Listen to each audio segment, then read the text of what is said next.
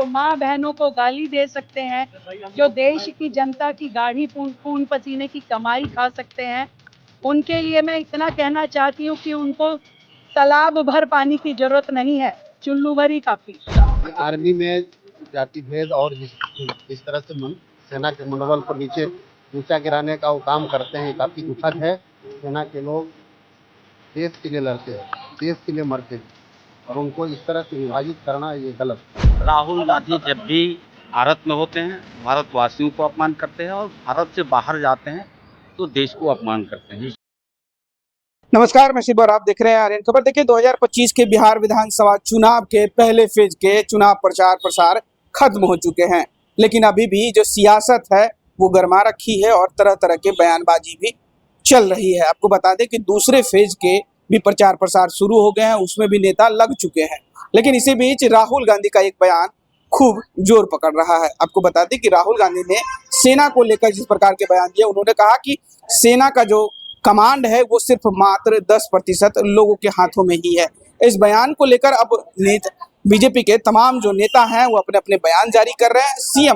दिल्ली के सीएम रेखा गुप्ता ने भी अपना बयान जारी किया। उन्होंने साफ तरीके से कहा कि ये लोग की पार्टी ही ऐसी है जो जात पात की राजनीति करती है, और साथ ही साथ अब इसमें सेना को भी ये लोग घसीटना शुरू कर दिए हैं। सेना को लेकर भी ये लोग जाति पाति और धर्म में बांटने का प्रयास किया जा रहा है। वहीं बीजेपी के नेता राजभूषण निषाद ने भी प्रतिक्रिया दी। उन्होंने कहा कि राहुल गांधी जब देश से बाहर रहते हैं तब देश का अपमान करते हैं, जब देश में रहते हैं तो भी अपमान करते हैं। और साथ ही साथ एसआईआर के मुद्दे को लेकर, ममता बनर्जी को लेकर भी उन्होंने बड़ा बयान दिया। और साथ ही बीजेपी के नेता जनक राम ने भी इस पूरे मुद्दे को लेकर और एसआईआर के मुद्दे को लेकर उन्होंने बयान दिया। सुनवाते हैं कि करके क्या कुछ कह रहे हैं सभी नेता।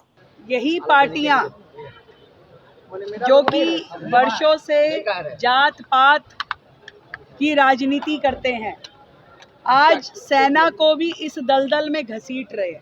बहुत ही शर्म की बात है। मैं आज एक ही चीज कहना चाहती हूँ, जो लोग देश की बुराई विदेशों में जाकर के कर सकते हैं, जो लोग सेना के ऊपर प्रश्न चिन्ह लगा सकते हैं, जो लोग देश की सुरक्षा से कॉम्प्रोमाइज़ कर सकते हैं और हमारे देश की बातें बाहर जाके लीक कर सकते हैं, जो लोग श्री राम के अस्तित्व पे प्रश्न पूछते हैं, राम सेतु कहते हैं था ही नहीं, जो लोग देश के सर्वोच्च पद पे बैठे हुए व्यक्तियों के बारे में अपशब्द कह सकते हैं, जो माँ बहनों को गाली दे सकते हैं, जो देश की जनता की गाढ़ी खून पसीने की कमाई खा सकते हैं, उनके लिए मैं इतना कहना चाहती हूँ कि उनको तालाब भर पानी की जरूरत नहीं है, चुल्लू भर ही काफी। मैडम बंगाल में हिंसा जिस तरह से उनका पुराना आदत रहा है कि आर्मी में जाति भेद और जिस तरह से सेना के मनोबल को नीचा गिराने का वो काम करते हैं, काफ़ी दुखद है। और देश देख रहा है जिस तरह का वो विदेश में जाकर के भारत को अपमानित करने का काम करते हैं, और यहाँ सेना के मनोबल को डाउन करने का काम करते हैं। सेना में कोई जाति धर्म नहीं होता है, और सेना के लोग देश के लिए लड़ते हैं, देश के लिए मरते हैं, और उनको इस तरह से विभाजित करना ये गलत है। सर, एक सवाल है सर, बंगाल में 12 राज्यों में एसआईआर हो रहा है, बंगाल में सबसे ज़्यादा ममता बनर्जी का आज से नहीं खेले, बीजेपी लोगों को जला दिया जाएगा, ये सब बयान आ रहे हैं, क्यों उनको बचाने की कोशिश हो रही है? देखिए, ये लोग देशद्रोही हैं, और जिस तरह से ये लोग बांग्लादेशी को इन्फिल्ट्रेट करा करके वोट के चक्कर में वोट की राजनीति कर रहे हैं, और वोट के चक्कर में दूसरे देश के लोगों को यहाँ नागरिकता देने का काम कर रहे हैं, ये काफ़ी दुखद है। और देश है तो हम हैं, और भारतीय जनता पार्टी और एनडीए के लोग हमेशा राष्ट्र नेशन फर्स्ट की बात करता रहा है और करता रहेगा। और जब तक भारतीय जनता पार्टी और एनडीए के लोग हैं, ऐसे लोगों को कभी भी घुसपैठियों को एक्सेप्ट नहीं करेंगे।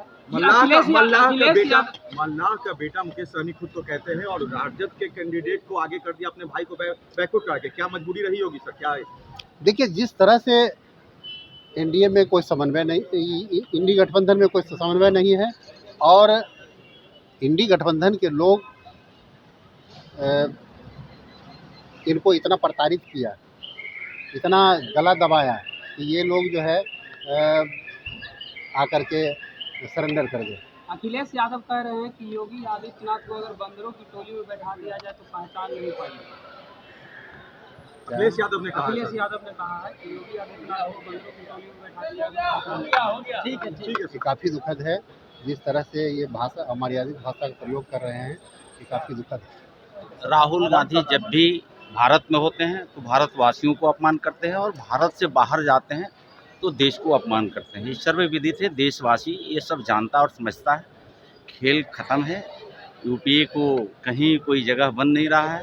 तो अपने को मीडिया में जगह पाने के लिए देशवासी और भारत को अपमान करना इनकी नियति है। बंगाल में सर एसआईआर मामले पे ममता बनर्जी कर रही है कि जला दिया जाएगा, बीजेपी लोगों को आग से ना खेले। इनको बचाने के लिए संविधान विरोधी लोग हैं ये लोग। देश के महापुरुषों को, उस सुभाष चंद्र बोस जी हो, महात्मा गांधी जी हो, डॉक्टर अम्बेडकर जी हो, जो देश का संविधान है, देश संविधान से चलता है न कि किसी व्यक्ति से चलता है। ये स्पष्ट हो चुका है कि देश को गुमराह करके सत्ता में बने रहना इनकी नीति बन गई है। देश के 1 अरब 40 करोड़ जनता जान चुकी है कि देश के प्रति, राष्ट्र के प्रति, समाज के प्रति, सर्व समाज के विकास के प्रति एनडीए ही सर्वसुलभ सरकार है। मल्लाह का बेटा तेजस्वी सर यादव ने वीडियो शेयर किया है जिसमें से अररिया का पुल गिर गया है और कहा है कि एक पुल और भ्रष्टाचार के भेंट चढ़ गया। श्री तेजस्वी यादव जी पूरे उनके परिवार श्री लालू जी के सुपुत्र हैं ना, साइड में है। 15 साल जंगल राज के घोतक रहे हैं। क्या विकास पे बात करेंगे? कोई उनके पास मुद्दा रह गया है क्या?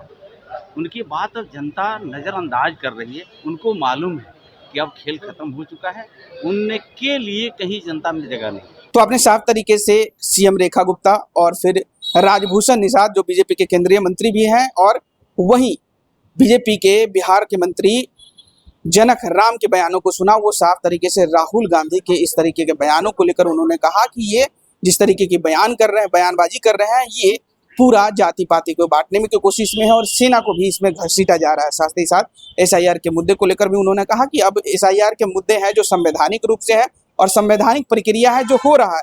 ये ऐसे लोग ही हैं जो देशद्रोही हैं, जो चाहते हैं कि जो दूसरे देश के हो, मतलब बाहरी देश के भी लोग बिहार के चुनाव में या फिर तमाम भारत के चुनाव में पार्टिसिपेट करें। अब देखना होगा जिस तरीके की बयानबाजी राहुल गांधी के बयान को लेकर चल रहा है और एसआईआर के मुद्दे को लेकर चल रहा है, आने वाले दिनों में बिहार की राजनीति किस तरीके की करवट लेती है।